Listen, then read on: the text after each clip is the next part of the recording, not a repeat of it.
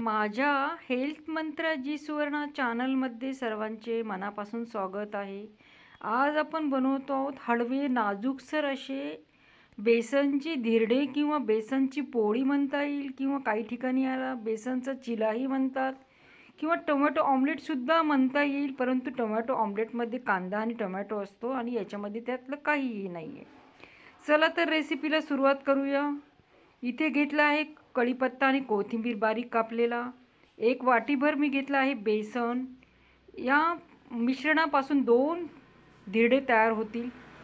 इथे लाल मिरची पावडर, हळद, एक हिरवी मिरची कापलेली, 2-4 पाकळ्या लसूण ठेचलेला, हिंग आणि मीठ घेतलेलं आहे. आता आपण पहिले सगळं व्यवस्थित इथं मिक्स करून घेऊया. एक वाटीभर मी बेसन घेतलेलं आहे. या बेसनामध्ये टाकूया लाल मिरची पावडर 2 चमचे, म्हणजे हे छान टेस्टी असं धिरडे तयार होतं. अर्धा चमचा हळद टाकली आहे. एक हिरवी मिरची बारीक कापून टाकलेली आहे. त्याचबरोबर हिंग आहे पिंचभर, मीठ आहे चवीला, आणि ही लसूण ठेचलेला 2-3 पाकळ्या, मीठ अर्धा चमचा चवीला, आणि कढीपत्ता आणि कोथिंबीर. हीच या धिरड्याची खरं खास हे आहे. धिरड्यामध्ये आपण कढीपत्ता आणि कोथिंबीर टाकलेली आहे, त्यामुळे हे धिरडं खूपच टेस्टी होतं. एकदम बारीक कापून टाकायचं आहे. व्यवस्थित मिश्रण फिरून घेऊया. खूप घट्ट आपल्याला नको आहे. बेसनापेक्षा थोडंसं आपण ज्या पद्धतीने भज्याचं पीठ भिजवतो त्या पद्धतीने थोडंसं पातळ भिजवायचं आहे. मिक्स करून घेऊया व्यवस्थित. मिक्स झालेलं आहे छान. अगदी एका साईडने व्यवस्थित फिरून घेऊया. याच्यातल्या गाठी सर्व निघून गेल्यानंतर आपलं मिश्रण तयार होतं. अजून थोडंसं मी पाणी टाकते आहे.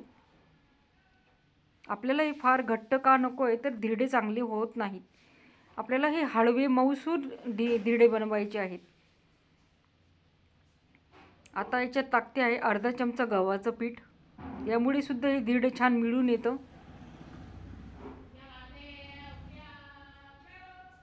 मिक्स करूया व्यवस्थित.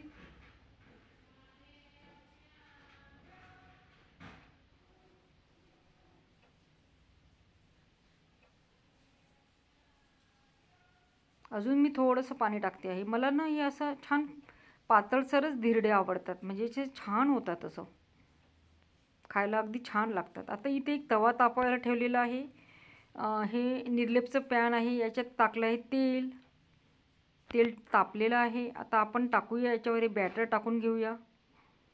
बॅटर टाकून झालं की चमच्याने याला व्यवस्थित आकार देऊयात.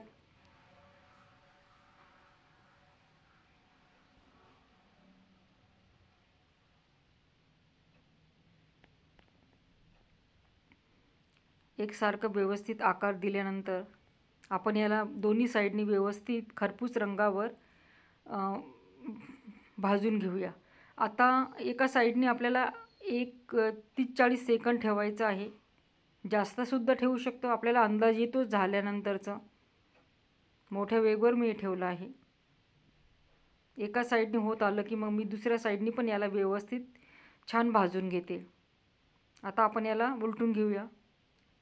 बघू शकता, उलटून घेतल्यानंतर याला पण आपण 40-30 सेकंद, 40-50 सेकंदपर्यंत होऊन देऊया.